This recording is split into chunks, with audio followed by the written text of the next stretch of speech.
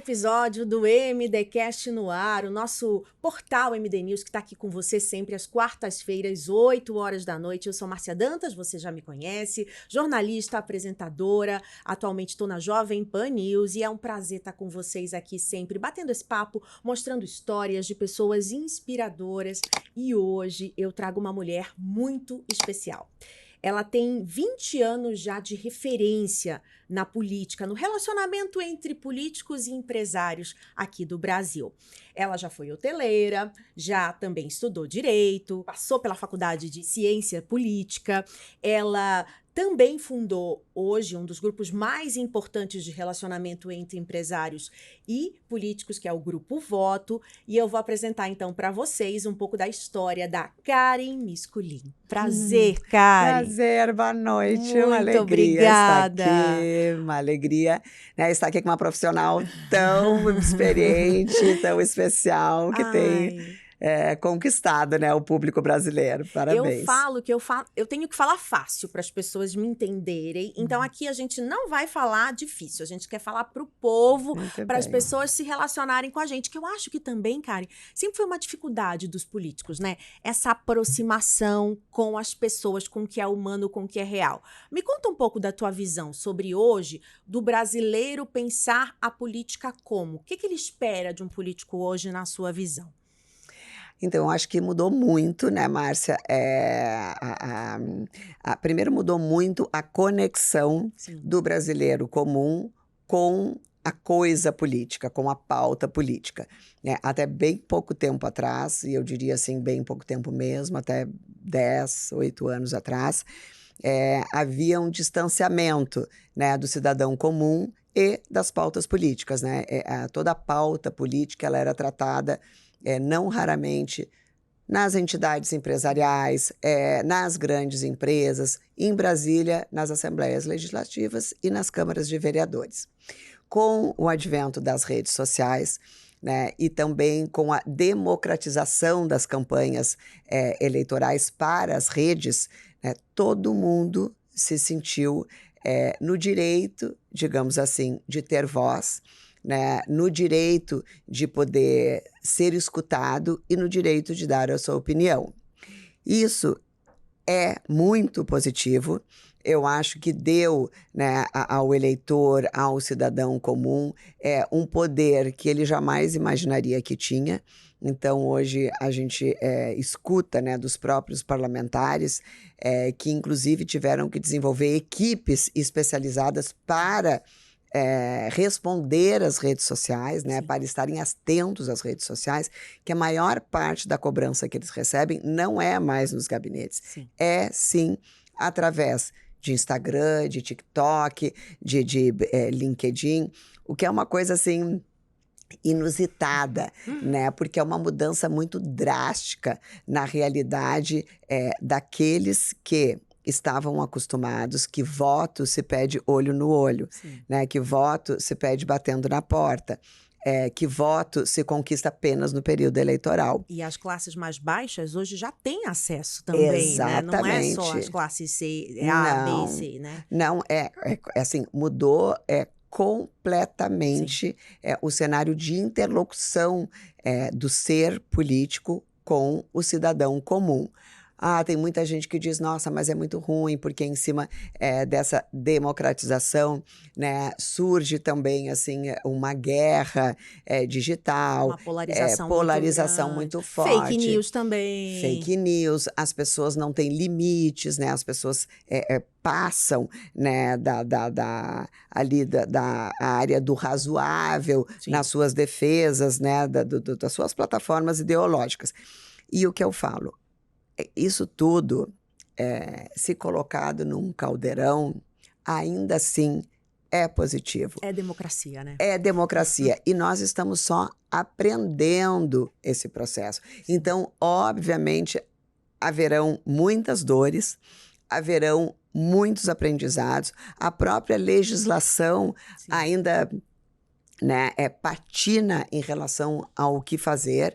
em relação às redes sociais, mas isso tudo é normal, né? Quando a gente descobre um novo caminho, principalmente quando o mundo descobre novos caminhos de comunicação, esse tensionamento, essa falta de controle, essa falta de disciplina que a gente vê no começo, ela é, sim, parte do processo, né? Do processo de amadurecimento político, do processo de amadurecimento como cidadão, né? De que forma se colocar, de que forma cobrar. Então, mesmo que gere ainda muita discordância, mesmo que, lamentavelmente, né, em alguns casos, gere uma violência exacerbada, fake news, ainda é muito positivo. Primeiro, porque a gente consegue, de fato, fazer com que o maior número de brasileiros estejam conectados com as pautas que impactam a vida deles. Né? Tanto as classes C e D quanto A, B, né? As pautas impactam da mesma forma, mas antes estavam muito concentradas numa esfera de decisão e de poder, né? Que a maior parte da população não tinha acesso. Hoje, não. Todo mundo tem acesso a tudo, todo mundo fica sabendo de tudo. Então, assim, né, e isso não só para os políticos, mas para as próprias empresas, para as próprias pessoas, né? A gente fala que ninguém mais passa despercebido. Ninguém mais. Então, óbvio que isso merece cuidados. Claro. Sim, merece cuidados. Mas eu acho que é um processo.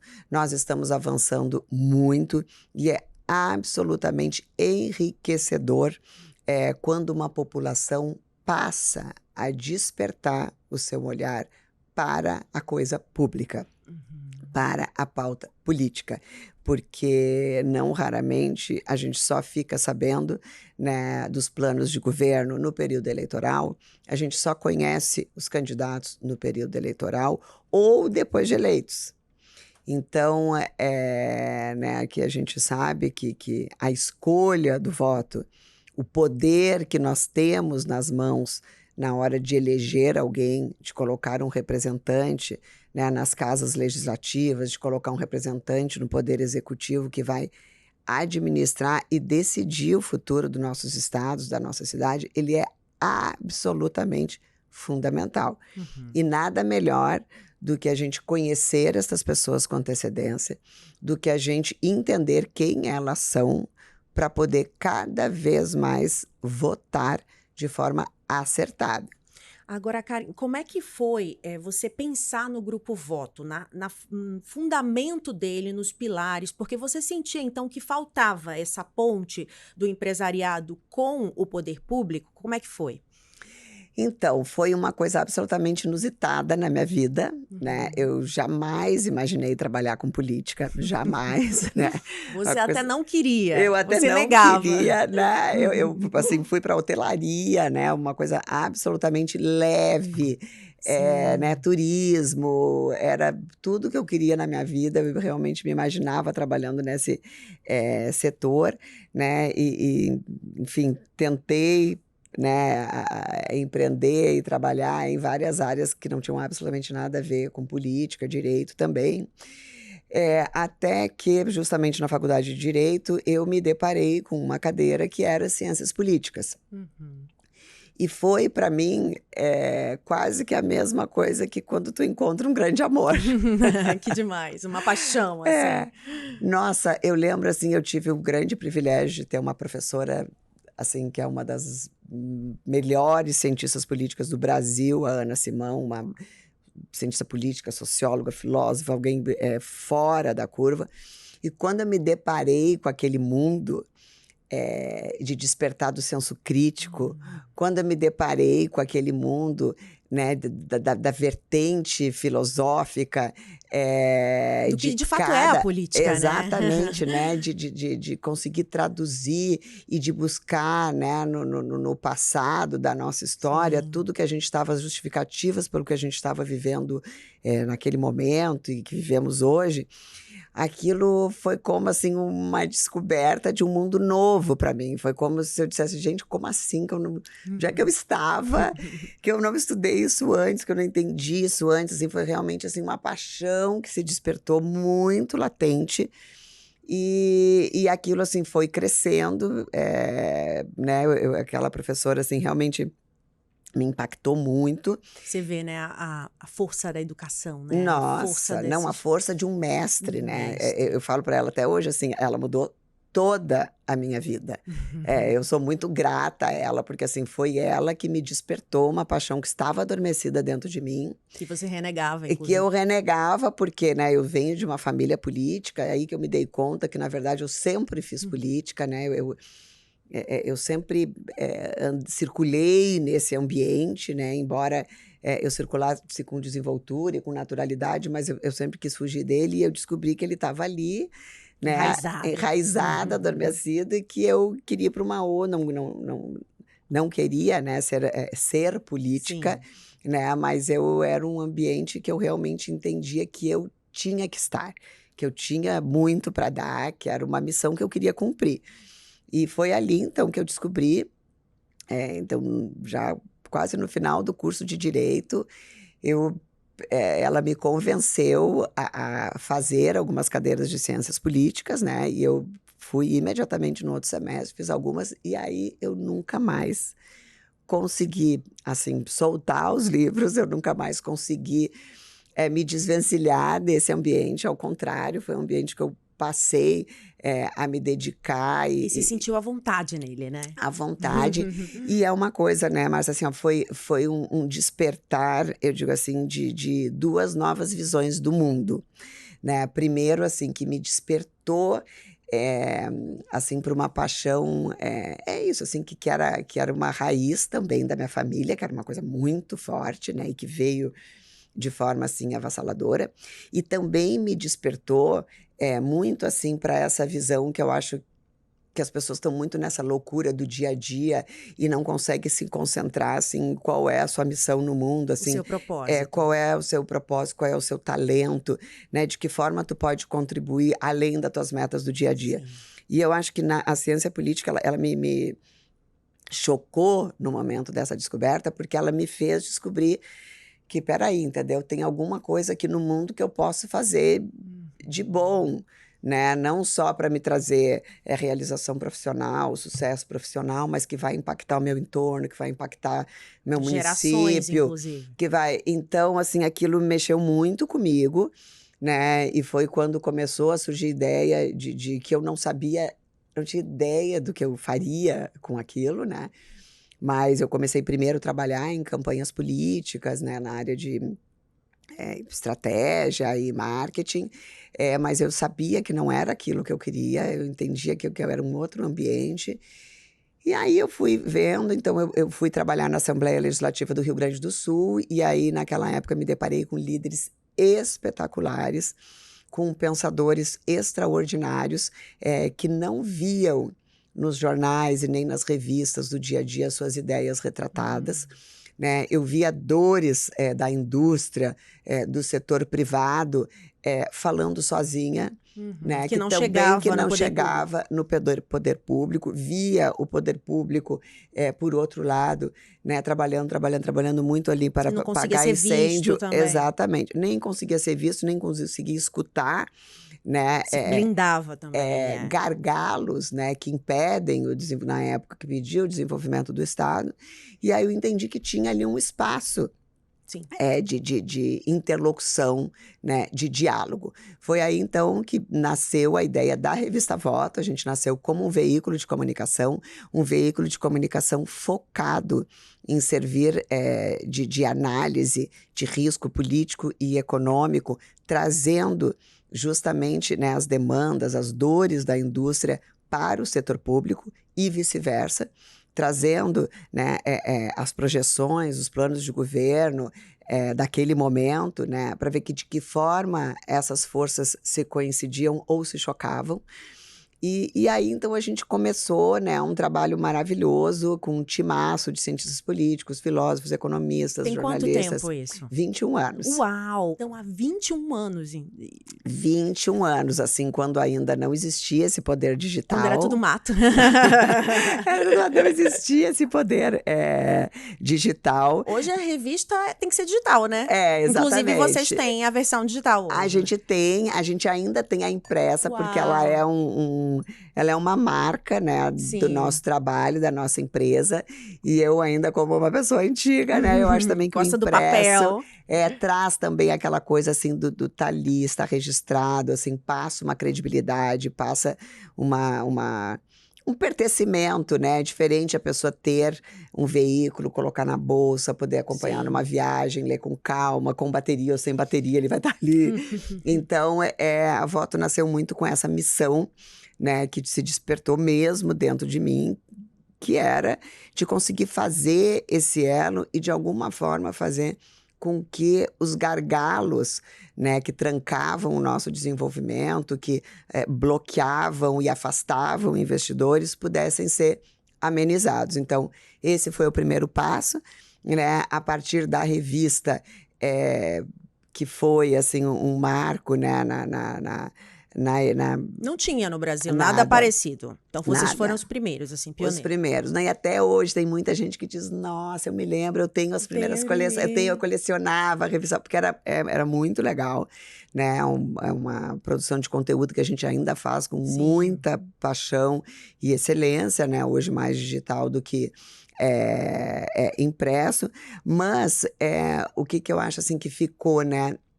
Dessa lição, né, da Voto, que às vezes existem mercados que ninguém vê, né? Existem, na maioria das vezes, vai todo mundo para um lado, todo mundo para o outro, que todo mundo está fazendo, mas às vezes existem mercados que ninguém vê. E quando a gente encontra, não só um mercado, né? Mas eu acho que quando a gente encontra uma forma de trabalho, né, que consegue se conectar com a tua missão e com um objetivo que foi muito além da tua realização profissional, assim, que é o de impactar também o teu entorno, é uma coisa que te domina de uma forma que a gente não tem mais como voltar para trás. Assim, não tem como voltar. É uma coisa... A partir dali, né, do sucesso da Voto, do que a gente conseguiu materializar, né, com as conexões que a gente fez, com os diálogos que a gente viu, a empresa, obviamente, foi, né, crescendo. Então, hoje, a gente chama Grupo Voto. Então, nós temos pilares, né, de atuação diferentes. Então, a gente continua com a produção de conteúdo, de análise de risco político e econômico. A gente tem um braço de consultoria de relações governamentais e institucionais, que é para ajudar as empresas, né, principalmente multinacionais, né, a estruturar e a trabalhar esses pilares. Entender o cenário do Brasil. Entender o cenário. Trabalhar essas relações, né, institucionais, ajudar principalmente a entender o quanto é fundamental ter este relacionamento com o setor público, né? Eu sempre digo que se a tua empresa, o teu setor não estiver nas casas legislativas defendendo as tuas demandas, defendendo o que vocês precisam, né, para continuarem sendo competitivos, para continuar investindo no país, alguém fará isso. Né? E quem estiver mais atento, quem estiver com uma comunicação mais azeitada, quem estiver um relacionamento mais forte, obviamente tem muito mais chance de ser ouvido. E o setor público precisa disso, porque os parlamentares, os prefeitos, os governadores, eles não conseguem saber de tudo. E ninguém melhor do que o empresário para saber a dor que aperta o sapato. Ninguém, nenhum político que está o dia inteiro num gabinete, nem o dia inteiro apagando incêndio, como eu digo que é a vida do prefeito, ele passa o dia inteiro apagando incêndio, vai conseguir saber de tudo. Então, se nós que somos empresários, que sabemos onde estão os gargalos, sabemos o que emperra o nosso desenvolvimento, o nosso crescimento, se nós não levarmos essas demandas, alguém vai levar. Por isso vocês fazem encontros para que essas pessoas conversem, levem suas demandas para a gestão pública, é isso? Exatamente. Então, a gente abriu também um ciclo de encontros, né? Que são encontros com pautas bem definidas. O público é todo privado, mas a nossa matéria-prima, digamos assim, é a política. Então, a gente sempre tem no palco ministros, governadores, presidente da República. Independente de partido. Independente de partido. Perfeito. E essa é uma outra questão, assim, as pessoas falam, nossa, não sei o quê, mas tu estava tão atrelada a esse governo, né? Agora que mudou, como é que faz? E eu sempre falo, eu disse, gente, a gente está sempre atrelado ao governo presente. A nossa missão é sempre encontrar uma porta aberta, seja no governo que for, para levar nossas pautas, para fazer o nosso trabalho, para levar as nossas demandas. É que as pessoas acabam querendo colocar a gente numa caixinha, né? Sempre. Nos lugares disso ou daquilo. Como é que você combate isso também, sendo mulher, né? Tem toda uma dificuldade, né, cara? Tem uma dificuldade, mas também tem oportunidades, né?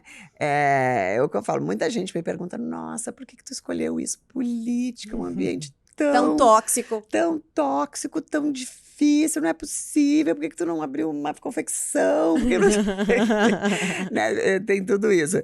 Mas essa é uma outra coisa, assim, né? Eu fico muito feliz, assim, a Voto é o único grupo de interlocução política e empresarial fundado e liderado por mulheres no Brasil. Uau. O único. Isso é uma coisa, assim, que me dá muito orgulho. E mais orgulho ainda em saber que eu e a minha filha, né, que é a minha sócia, que nós estamos facilitando o trabalho de gerações que estão por vir. Né? Quando eu comecei a trabalhar em Brasília, praticamente não tinha mulheres nesse setor. Pois é. Né? Assim, não tinha mulheres. Né? Eu lembro assim, que nos hotéis a gente não descia nem para tomar café da manhã.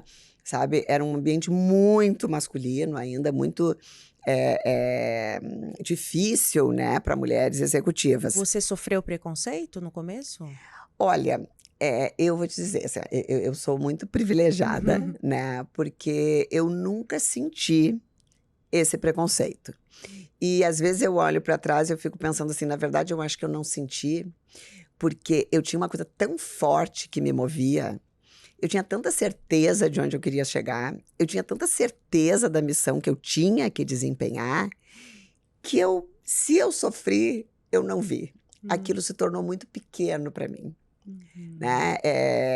Tem gente que diz, tu te fazia de surda, tu te faz de surda. Sim, tem coisas que eu prefiro não ouvir, finjo que não escuto e sigo o meu caminho. E é uma coisa assim, quando você tem autoconfiança, quando você tem segurança, as pessoas te respeitam. Né? Eu acho. A gente conquista... eu estava escrevendo sobre isso a semana passada, né? Que eu acho que as mulheres, e os homens também, mas mais as mulheres, a gente tem alguns inimigos invisíveis, né? Que nos afastam, muitas vezes, de alcançar a plenitude da nossa potência, a plenitude do nosso sucesso, a plenitude da nossa autoconfiança, né? E na maioria das vezes, esses inimigos, eles estão dentro de nós, né? Que principalmente, eu vejo assim, o mais difícil, o medo da crítica, né? Porque é o momento que tu te coloca num ambiente de poder masculino, no momento que tu te coloca num ambiente de exposição, né? De exposição pública, Sim. Né? No momento em que tu precisa te posicionar ao lado de pessoas que são absolutamente polêmicas, né? E ao lado que eu digo assim, ao lado numa foto, ao lado para trabalhar, isso te traz um nível de exposição que muitas mulheres têm medo de enfrentar.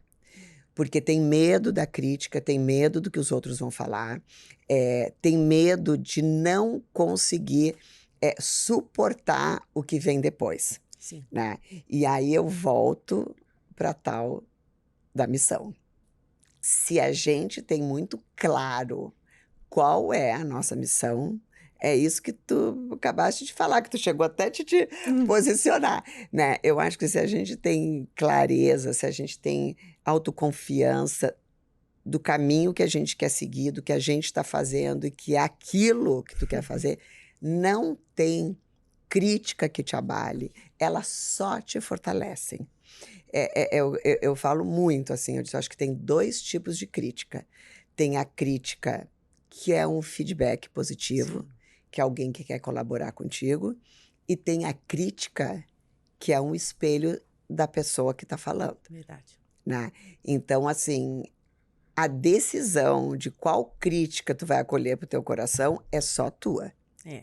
E eu acho que, por exemplo, eu como jornalista já passei por muitas situações de cancelamento, de exposição, e a gente vai criando um pouco de uma casca também, né? A gente vai Exatamente. aprendendo a lidar com as situações. Porque a primeira vez que acontece, você fica, meu Deus, É um né? horror. Parece que cai o mundo. Depois, você vai ficando, parece que mais forte, aí você vai subindo um pouquinho mais, aí você vai subindo um pouquinho mais, aí você vai Isso. ganhando. Parece que cada batalha que você vence, você sai mais forte, É, né? parece não. É. Né, Márcia? Eu provoco muito, assim, eu dou umas mentorias, assim, eu provoco muito das minhas mentoras, eu provoco Sim. muito, assim, as pessoas se desafiem, Sim, se né? coloquem na arena, Se né? coloca, né? Não tenha medo Sim. da exposição, não tenha medo de furar núcleos Sim. de poder Sim. onde tu nunca chegou. Não tenha medo, né? E nós que temos essas oportunidades, a gente precisa ocupar esses espaços. Não, e só chegamos nelas porque furamos, né? E porque tivemos a Exatamente. coragem de Exato. tá lá, né? Porque é uma loucura, É né? isso. E assim, eu sou muito grata aos homens Sim, desse sim. ambiente. Que Eu te falo assim, acolheram, né? Que te eu sou deram as muito oportunidades. privilegiada, assim, eu tive grandes homens, assim, grandes líderes desse país, que me ajudaram muito, que sentaram, que me escutaram, que me mostraram caminhos, né, que foram mentores extraordinários, Você assim, quer citar alguém? amigos incríveis. Não, eu posso, assim, citar, eu tenho um, assim, que sempre que eu falo, eu até me emociono dele, porque ele é Sim. maravilhoso, que é o Dr. Jorge Gerdau, né? Que é assim, um líder, né? E por que te emociona Reconhecido, tanto? porque ele foi o padrinho do nome da minha empresa, né? E o Dr. Jorge sempre esteve do meu lado, sempre, né? Então, é um privilégio ter uma liderança como ele, né? Uma referência que em todos os momentos esteve ao meu lado.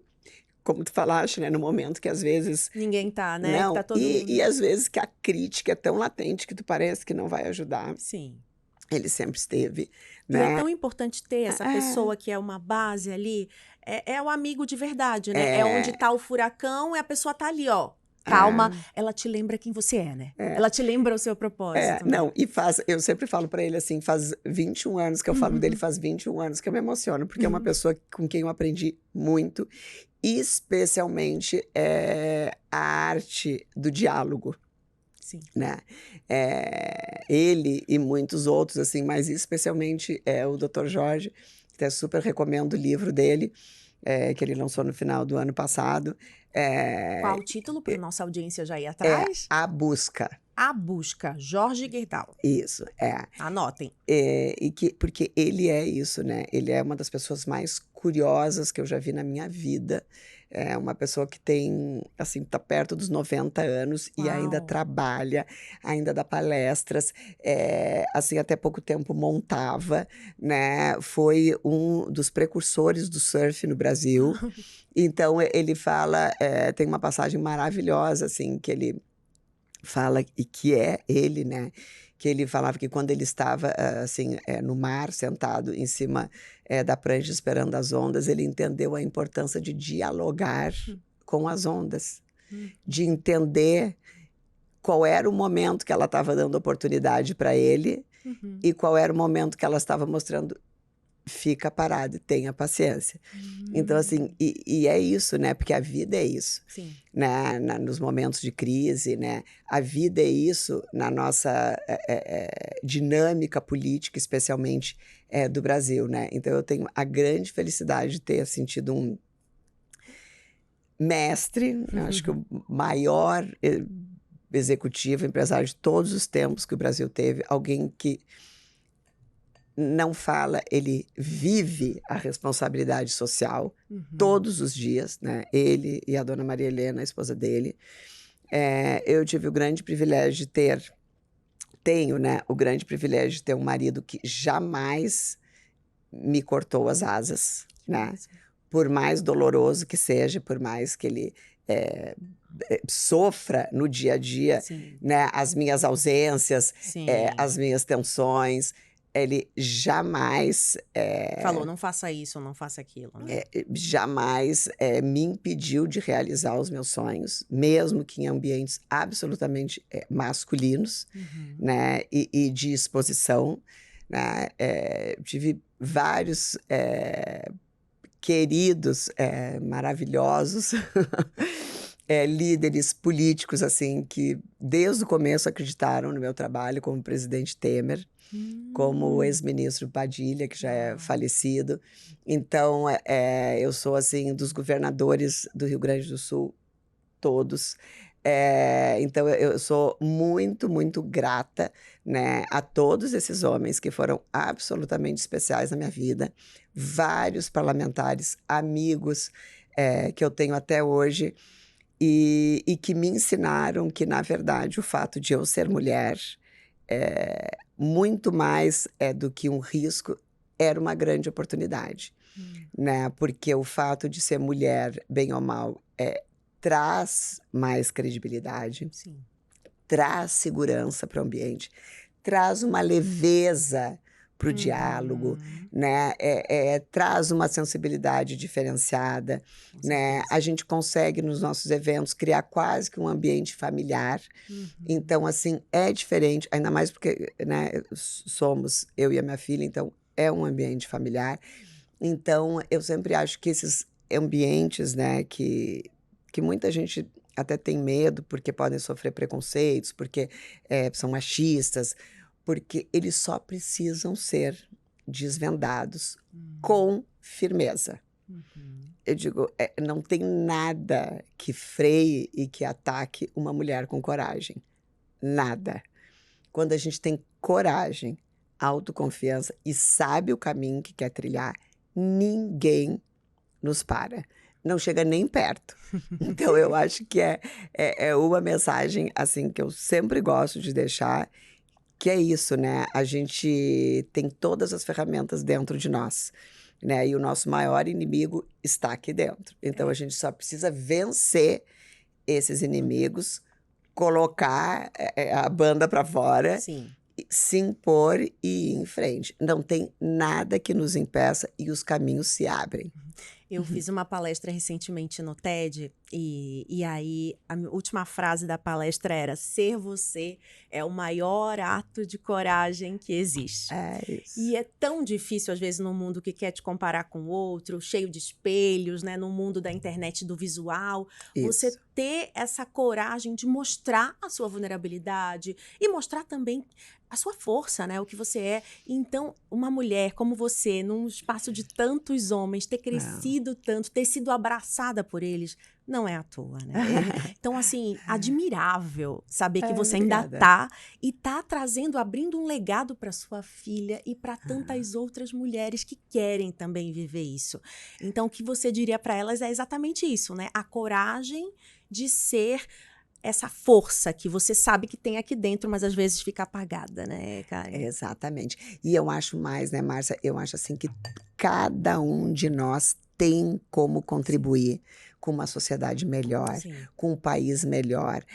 Eu falo assim, ó, não é silenciando que a gente vai impactar positivamente, né, o nosso presente e o nosso futuro. Não é.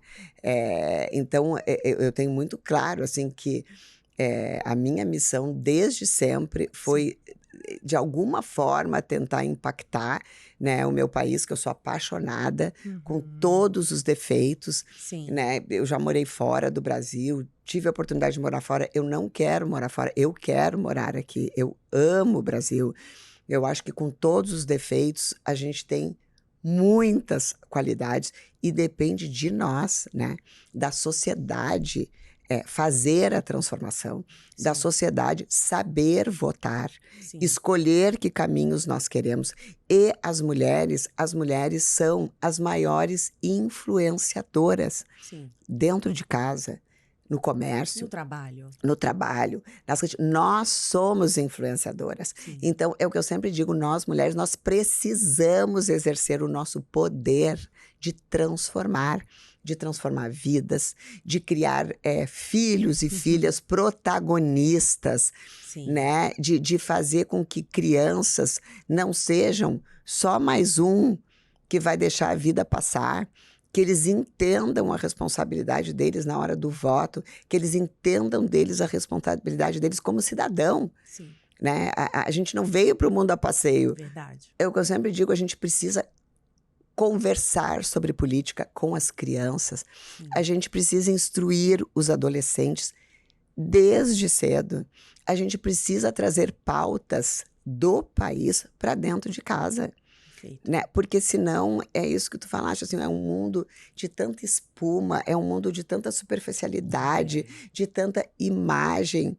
Um mundo irreal, inclusive, né? Um mundo tão irreal, não é isso, né? E eu acho que, assim, a mulher tem um papel fundamental em transformar a sociedade, né? E inclusive, brecar, né, esse crescimento tão absurdo, assim, dessa névoa de superficialidade, né, de fakes, de imagem, de status, né, que o que vale... É tudo muito baseado no dinheiro. Que o que vale... Esses dias eu até, assim, tive assim, a tristeza de ouvir, né, uma pessoa falando numa rede social, dizer que, né, que o relógio, né, assim, isso é um símbolo de poder. Ai. É um símbolo... Juro, foi essa a minha reação. Eu disse, meu Deus. E eu disse, triste de uma sociedade... Que se baseia nisso. Né, que se baseia nisso. Quais valores, né? Exato. Não é no valor do né? material. Assim, onde que está né, a tua construção... Tua base, né? De reputação, Sim. de credibilidade, Sim. de força, que é só isso que vale. Sim. Né? O resto tudo passa. Exato. Né? O que fica é o que tu construiu, a tua reputação, né? É a tua credibilidade que te abre as portas em qualquer lugar. Verdade. Com ou sem bens materiais. Né? É o teu poder de influência. Sim. Então, eu falo muito assim que o Grupo Voto, o que ele dá, né, para as pessoas, não só para os nossos clientes, assim, mas para as pessoas que a gente tenta impactar. Poder de decisão, poder de senso crítico, né, poder de despertar para coisas e para pensamentos que, na maioria das vezes, as pessoas não têm acesso. E o que a gente precisa, principalmente para as mulheres, é isso, poder. As mulheres precisam, de fato, sentir que elas precisam se capacitar, Sim. que elas precisam adentrar ambientes que não são confortáveis, Sim. que não são normais, né, para boa parte das mulheres, mas é lá que a gente tem muita chance de ficar cada vez maior e de ascender. Eu não tenho a menor dúvida. E qual foi seu maior aprendizado nesses 20 anos? Consegue resumir num parágrafo, numa frase, nesses 20 anos, assim, o que a Voto te trouxe de aprendizado que você queria deixar para quem está assistindo a gente? Nossa, né? Foram muitos.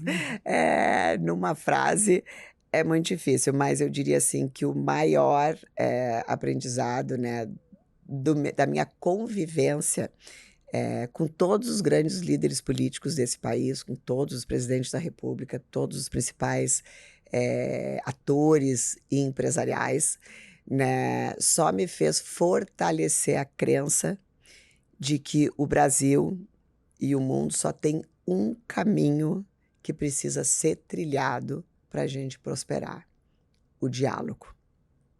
É só através do diálogo, da pacificação e da união entre o setor público e o setor privado que a gente vai conseguir fazer esse país avançar.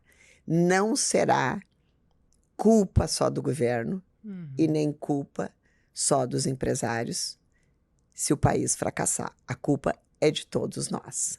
Todos nós, como sociedade, precisamos arregaçar as mangas e lutar e construir espaços e impactar positivamente o presente e o futuro do nosso país. Eu quero te fazer, então, uma pergunta um pouco crítica, assim, em relação a esse diálogo. Como é que você vê hoje, institucionalmente, o nosso país perante a nossa diplomacia em relação ao mundo? Nós vivemos uma crise diplomática com os Estados Unidos, que sempre foi um grande aliado do Brasil economicamente, e, de repente, em poucos meses, a gente viu essa relação se ruir, virar praticamente nada, e zero diálogo de ambos os lados. Como é que você enxerga que seria o ideal da gente agir nesse momento quanto sociedade e também o que os políticos deveriam fazer nesse momento? Eles estão fazendo, Karen, ou não? Vamos lá. Márcia, eu acho que a diplomacia que deveria ter sido exercida, né, obviamente pelo nosso chanceler, pelo governo federal, ela não aconteceu. E quando aconteceu, foi de forma desastrosa. E aí é exatamente o reflexo que a gente está vendo da falta de diálogo. Quando o diálogo ele não acontece de forma madura, no momento certo, e com a missão de unir forças, de ouvir, né, o controverso, né, para conseguir conciliar interesses, o que acontece? Um país inteiro perde. Hoje, pela falta de diálogo, né, do governo federal brasileiro com o governo americano, o Brasil inteiro está sofrendo, né, setores absolutamente fundamentais da indústria, do serviço, estão sendo impactados. Mas os políticos estão fazendo alguma coisa? Acho que tentaram, né? A gente viu que teve um movimento de senadores, parlamentares, para ir até Washington. Tarde demais. Tarde demais. Isso deveria ter sido construído lá atrás. E você tem ouvido as demandas da indústria que já está sendo afetada? Me conta um pouco sobre isso. A gente vê, né? Óbvio, tem vários, né, setores que já estão dando férias coletivas de 60 dias, né? Que já estão trabalhando, né? Políticas de demissão voluntária. Então, assim, que já estão procurando novos mercados, né, para conseguir compensar a retirada de uma potência, né, como os Estados Unidos. Então, assim, é muito triste, principalmente pelo fato do Brasil sempre ter tido uma excelente relação com os Estados Unidos. Ou seja, a gente conseguiu, em pouquíssimo tempo, destruir uma história diplomática de total êxito, né, para os dois países, porque é muito bom, era muito bom para o Brasil, mas também é muito bom. E os Estados Unidos também está sendo impactado. Claro, está sendo impactado. Claro. Né? Ressalvas, com a ressalva de que os Estados Unidos é a maior potência do mundo e nós somos, né, uma pequena porcentagem, né, que impacta o país de uma forma geral, né? E assim, para nós brasileiros é muito diferente, não só do ponto de vista econômico, né, Márcia? Do ponto de vista político, do ponto de vista de projeção internacional, do ponto de vista de insegurança jurídica que um recado desses gera, né, para o investidor internacional. Ninguém, em sua consciência, quer brigar com os Estados Unidos, né? Então, assim, é um momento, assim, eu acho muito triste, né, para os dois países. É um momento, assim, muito triste para a diplomacia brasileira. E você não vê saída? Ou você vê que ainda existe alguma luz no fim do túnel, cara? Sempre tem. Sempre tem? E só tem essa, diálogo. Baixar as armas. Os dois lados. Exatamente. Baixar as armas. Como a gente viu dezenas de outros países fazerem inimigos dos Estados Unidos, que receberam Trump de tapete vermelho, literalmente de tapete vermelho, né? Que dialogaram, que conseguiram reduzir as tarifas, diálogo, né? A política, ela precisa ser maior do que os interesses ideológicos. Ela precisa ser maior do que os interesses individuais, principalmente quando a gente fala de diplomacia internacional, né? Nós estamos falando de países, de potências. Às vezes eu enxergo muito ego, né? Muita narrativa, né? Muito querer aparecer em cima de uma situação, né? E aí se perde o que é o essencial, né? É uma coisa que é quase, assim, infantilizada, né? Porque se a gente for Dos pensar garotos de quinta do série. que a gente está falando, é uma coisa quase primária, Sim. né? É um erro desses. Então, é muito triste, né? E, por outro lado, a gente vê, por exemplo, países muito menores que o Brasil, que têm escritórios de representação comercial em Washington há mais de 20 anos. O Brasil não tem nem nunca teve, né? Então, eu também acho que isso deve servir para os setores, né, empresariais brasileiros despertarem para que eles, independente do governo, comecem imediatamente a trabalhar os relacionamentos institucionais e governamentais com o governo americano. A fonte também, a fonte de vocês, que eu digo, o grupo, o voto, ele também consegue fazer essa ponte internacional de empresários? Vocês têm? Nós fazemos muitas missões internacionais, já fizemos várias missões para Washington, porque o parlamento americano, eles têm uma comissão de parlamentares, Sim. que são parlamentares, os parlamentares que são, digamos assim, que têm o compromisso de discutir as pautas com o Brasil. Ah, entendi. Então, e são tanto republicanos quanto democratas, né? Então, é um núcleo que trata as questões do Brasil. Então, nós já estivemos por 2 vezes com comitivas de governos estaduais, já estivemos com o governo do Paraná, com o governo de Santa Catarina, já estivemos com um grupo de parlamentares, de empresários da área petroquímica em Washington, né, para essa interlocução, trazendo demandas, trazendo oportunidades de troca, de investimentos. Então, esse núcleo, assim como interlocutores do governo, eles sempre estão abertos para receber o Brasil, né? O importante é a gente fomentar isso, né, de forma sistemática, com diplomacia, independente das crises, né? Porque a gente trabalha muito isso na volta. A gente precisa prevenir, né, as crises, e a gente só previne mantendo relacionamentos, abrindo caminhos. É o que a gente fala, assim, a gente precisa construir pontes antes de precisar atravessá-las. Então, o que a gente faz? Vamos construindo as pontes, porque a hora que precisar atravessar, elas já estão prontas. E eu acho que é uma coisa que o Brasil não faz muito, né? A gente só apaga o incêndio assim quando ele já tá...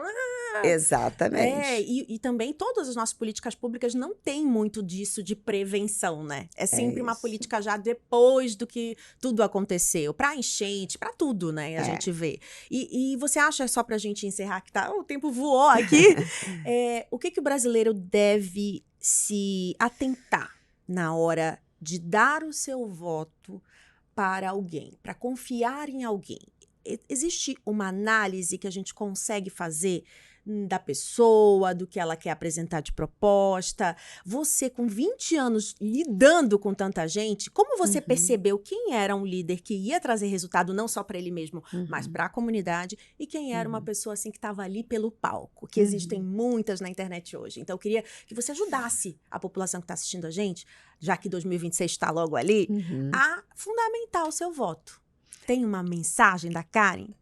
Márcia, isso é muito importante, porque eu sempre falo, né? Hoje tem muita gente que tem muito sucesso na internet, que é muito famoso, né? E eu falo assim, gente, fama não tem nada a ver com entrega, né? O que eu sempre oriento, assim, as pessoas na hora do voto é, primeiro, conheça o seu candidato. Não o que ele está falando naquela eleição. Conheça o histórico do seu candidato. Conheça se o seu candidato não mudou de partido 10 vezes, não mudou de discurso 20 vezes. Em que lado ele está, né? Se você tem um lado, em que lado ele está? O que de fato ele já trouxe na trajetória dele, né, de retorno para a sua cidade, de retorno para o setor que você representa, de retorno para o país, né? O que de fato essa pessoa, sendo teu representante legal dentro do parlamento ou à frente de um estado, que de forma ele pode chegar perto de realizar o que tu imagina que é o adequado para aquele parlamentar ou para aquele governador. Eu vejo, assim, todo mundo reclama muito de político, né? E eu sempre falo, assim, político não cai do céu nem vem do inferno, né? Eles vêm das urnas, que a gente coloca lá. Então, depois que a gente coloca, não adianta reclamar. Portanto, investigue o seu voto. Depois de investigar, depois de ter certeza que ele merece a sua confiança, porque alguém que está te representando no parlamento não é pouca coisa. É alguém que vai votar em teu nome. É alguém que vai lá apertar no botão no teu nome. Né? Alguém que vai fazer projeto de lei no teu nome. Não é pouca coisa. Depois de eleito, fique em cima, reclama, pressiona, não abandona o teu parlamentar, não abandona o teu governador. Eu tenho, Márcia, 5 tias, né, com a minha mãe, 5 tias. Elas têm ali entre 80 e 90 anos. Todas são militantes. Até hoje, elas vão nas câmaras de vereadores cobrar dos vereadores. Uau. Elas cobram dos prefeitos. Elas pedem, se elas acham que precisa, emenda parlamentar para o deputado da região para fazer creche, para fazer isso, para fazer aquilo. E cobram. Com o direito de cobrar, porque tem que ser assim. Né?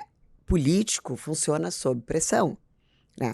Se nós que os colocamos lá não estivermos atentos para investigar, para pressionar e para acompanhar o trabalho, nós não estamos cumprindo a nossa missão. Não adianta colocar só o voto na urna. Então, o meu conselho é sempre assim, pesquisem, investiguem, telefona para quem conhece, sabe? Procure os antecedentes. É tão fácil hoje na internet. Porque tão também o fácil. brasileiro tem uma memória curta, parece que esquece. Curta. Não, todo mundo esquece. Fique em cima do teu parlamentar. Hoje todo mundo pode mandar uma mensagem pelo Instagram. Verdade. Né? Assim, não custa. Então eu vejo assim as pessoas, por exemplo, né? Agora voltei há pouco tempo do Rio Grande do Sul, e aí as pessoas numa cidade interior, não, porque está acontecendo isso, porque não sei o quê, porque Você ouve essas demandas também? eu escuto muito, né? E eu disse, gente, olha só, está acontecendo isso, sim. Tem empresário que está reclamando, tem vizinho que está reclamando, reúne uma pessoa, vai lá no secretário de segurança, pede uma audiência e levem as reclamações de vocês. Ah, mas e como é que vai nos atender? Não vai dar? Vai atender. Manda um e-mail formal. Se não tiver retorno no telefone, se não tiver retorno, vai para o gabinete e fica sentado até ser atendido. Uau! Eu acho que o brasileiro não sabe que ele pode fazer isso, né? Sim. Não tem esse costume. É isso que tem que fazer. É ligar. Eu cobro dos meus parlamentares. Inclusive dos parlamentares que eu nem votei.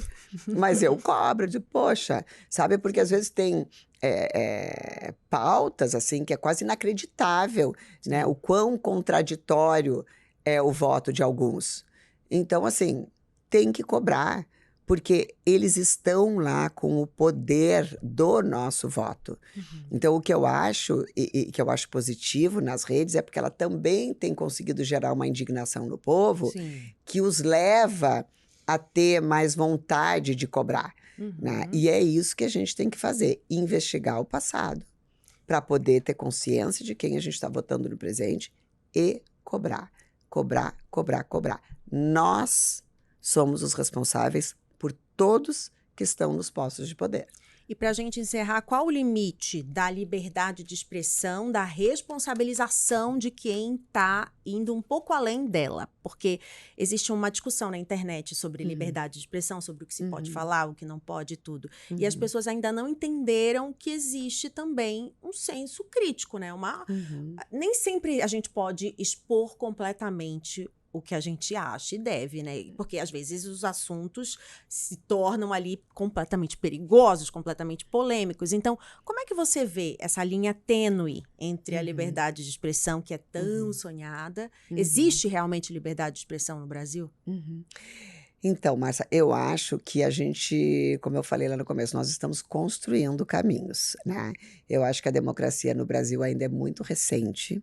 Falta regulamentação também. Falta regulamentação e falta também bom senso, né? Eu acho que é isso, e que é natural, porque como todo mundo se vê com um microfone na mão através das redes, né? Todo mundo se vê no ímpeto de falar tudo o que pensa.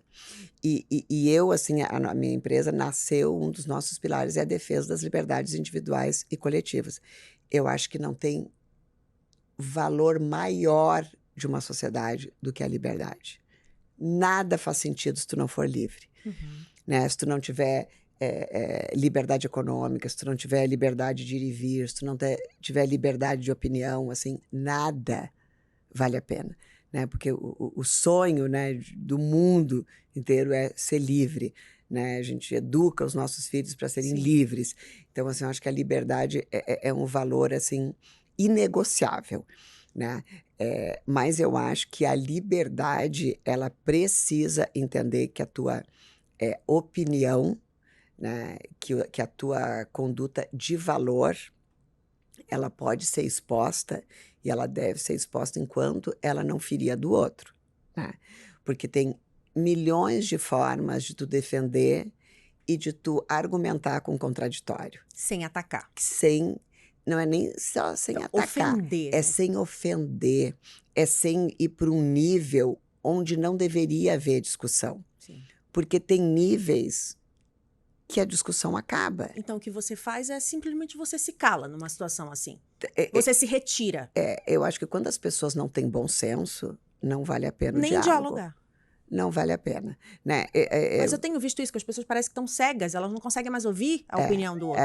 Então, esse é o maior valor da diplomacia. Saber ouvir mais do que falar. E como a gente aprende ouvindo. Como a gente aprende. Olha, eu vou dizer assim, eu aprendi tanto com os opostos. Sim. A política me ensina tanto todos os dias. Sabe, quando eu vejo, por exemplo, inimigos ideológicos ferrenhos se cumprimentarem, se respeitarem e me dizerem, Karen, eu admiro. É uma pessoa convicta, uma pessoa que tem embasamento nas suas posições, uma pessoa estudiosa. Não concordo, completamente equivocado, mas eu respeito. E é isso. Quando tu é tratado e tu traz argumentação, né? Quando tu traz um discurso propositivo, porque o que eu acho é que não é no Brasil, no mundo, a gente entrou numa seara que as pessoas brigam por brigar, né? Na verdade, tu quer romper, né? Ciclos, tu quer romper com as pessoas, tu queres impactar. Famílias sendo tu queres ser destruídas ouvida aí. no grito, né? E enquanto houver o grito, ninguém vai ser ouvido, né? Ao contrário, né? Tem até estratégias de diálogo que quanto mais baixo tu fala, mais as pessoas são obrigadas a prestarem atenção, né? Porque o teu tom de voz está diminuindo, eles têm que silenciar. É isso, né? A gente precisa ser mais escuta, a gente precisa se desarmar para construir. Sim. Atrás de todo político tem um pai, tem um filho, tem alguém, um ser humano, né, que sofre, que chora, que ri. Tem pessoas do mal? Tem, como em qualquer setor. Como em qualquer setor brasileiro e do mundo, né? Tem pessoas do bem? Tem pessoas maravilhosas que doam a vida para trabalhar pelas cidades, pelo Brasil, pelos estados. Pessoas, inclusive, que perdem dinheiro. Eu já vi quebrarem as suas empresas porque largaram tudo para se dedicar para o setor público. Então, assim, tem muita gente boa trabalhando por nós. Mas essas pessoas, especialmente, elas precisam de ajuda, né? Elas precisam serem ouvidas, elas precisam serem conhecidas E não raramente são essas que estão longe dos holofotes. Sim. Porque, infelizmente, nós conhecemos só os malfeitores que estão nas capas dos jornais, Sim. né? E esse é um grande equívoco. Até porque o palco da polêmica, da briga, dá muito mais audiência, eu sei bem disso, porque trabalho com jornal e com público, então parece que quando você põe um vídeo de violência, ele viraliza. Agora, quando você põe um vídeo um pouco mais apresentando críticas, racionalidade, dando opinião, não vai. Então, assim, a nossa audiência também tem que se escolarizar, Exato. né? Se entender melhor do que é preciso. Porque, às vezes, você fica no raso aqui, você fica só vendo aquilo que contamina a sua mente e nada que te alimenta, né? Isso.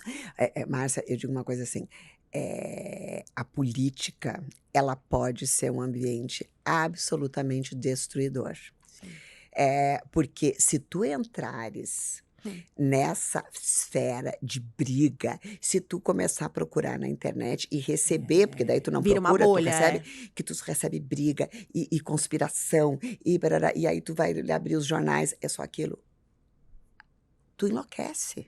Verdade. Tu não só enlouquece, mas como tu traz um nível de agressividade para tua vida, um nível de pessimismo para as tuas relações, né, para o teu trabalho, Verdade. que não agrega em nada.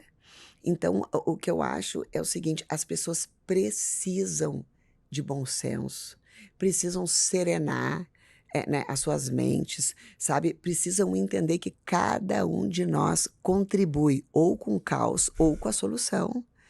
Né? Não vai ser gritando, xingando, esperneando que a gente vai construir nada. Verdade. Né? As pessoas precisam ter embasamento, precisam discutir com argumentos, precisam discutir com bom senso, com educação. A gente está tão carente de educação, sabe? E não só na população, eu acho que também, né, nos parlamentos, assim. Xingando o outro, dentro, nossa. Né, de compostura, né? O Fernando Henrique falou uma vez. E ele era compostura em pessoa, né? Uma vez ele falou numa entrevista para nós, ele disse, Karen, falta compostura para o ambiente político. Porque se traz respeito, né? Claro, então não é só compostura para o ambiente político, falta compostura nas redes sociais, né? Falta compostura nos relacionamentos pessoais. Eu acho que a gente está indo assim para um ambiente de tanto desrespeito com o outro, né? A gente viu nesses lamentáveis episódios, né, de violência extrema, Sim. né, que culmina em morte. Nós vimos agora uma pessoa que é imensurável, né, festejando a morte, né, de um jovem, sabe, de um entusiasta, concordando ou não, né, dentro de uma universidade que deve ser né, o maior polo da discussão, do despertar de ideias, do senso crítico. Então, olha que ponto esse mundo chegou, né? O ponto, assim, de um pai, como é o caso do Peninha, pai, né? Insinuar que a filha dele podia fazer um atentado, porque não concorda com o pensamento de um ou de outro, né? De festejar a morte de um pai como ele, de outras duas crianças. Então, assim, ele chegou num nível de desumanidade que não pode acontecer. É que eu disse, a política, ela não pode ultrapassar a diplomacia, ela não pode ser maior do que o bom senso, ela não pode ser maior do que a humanidade que está dentro da gente. A gente não pode perder isso, porque senão não nos resta nada. Verdade. E a gente, às vezes, pensa que está perdendo, né? Mas não, né? Existe essa luz, existe esse tem muita espaço, gente boa. existe a internet, existe você, existe eu. A gente tem histórias que podem se interligar através desse canal aqui, das pessoas assistindo a gente. Então, Karen, nossa, que maravilha de conversa, que inspiração de mulher. Obrigada, deixa para as pessoas que estão igualmente. assistindo, onde que elas te encontram, como elas fazem também para ter acesso à revista, às tuas redes sociais. Pode convidá-las, por favor. Então será um prazer. O meu Instagram é @Karim com M, Misculin com K. O Grupo Voto tem Instagram, LinkedIn. Nos acompanhe. A gente traz assim, discussões bastante propositivas, né, despertar do senso crítico. E eu queria convidar também todos os nossos telespectadores, né, para cumprir essa missão, né, de trazer para o Brasil, né, um comprometimento de cada um de nós para fazer as nossas cidades, os nossos estados, o nosso país conseguir avançar com diálogo, com serenidade, com cidadania, construindo, cobrando os políticos, entendendo como que cada um pode exercer o seu papel, seja na esquina, seja no seu condomínio, mas é só com a união de forças que esse país vai dar certo. Muito obrigada. Eu que Foi um agradeço, prazer. maravilhosa. Olha, se você gostou desse episódio, já dá seu like aqui, compartilha nas suas redes sociais, deixa um comentário também. Eu sempre gosto de escolher um emoji, uma carinha. Qual que você gosta pra gente pedir pros nossos espectadores deixarem lá? Tem algum que você usa mais? Eu adoro aquela que eu não sei como é que é o nome, que é a pessoinha rindo com as duas mãozinhas, assim. Ah, sim. Então tá. Então coloquem essa aqui, se você ficou até o final desse episódio, se você gostou. E também quero agradecer o nosso estúdio Soul Hostcast, que é onde a gente tá aqui gravando toda semana com o Rafa, que é um primor de editor, que tem todo cuidado com áudio, com vídeo, com a imagem em geral. Ele faz uma pós-produção também maravilhosa. Então, se você tem vontade de ter o seu próprio podcast, por que não entrar em contato aqui com o Estúdio Soul? Já segue eles também nas redes sociais, que ele vai te dar todas as informações e te ajudar nesse caminho de ter também o seu negócio aí alavancado por uma rede social como o YouTube, os cortes para o Instagram, para o TikTok. Então, realmente a internet hoje é uma potência e você precisa ajudar o seu trabalho a aparecer, né? Então, fala com o Rafa que ele vai te ajudar. Obrigada a todo mundo que ficou até aqui. Agradeço muito. Um beijo, até a próxima quarta-feira. Tchau. Obrigada.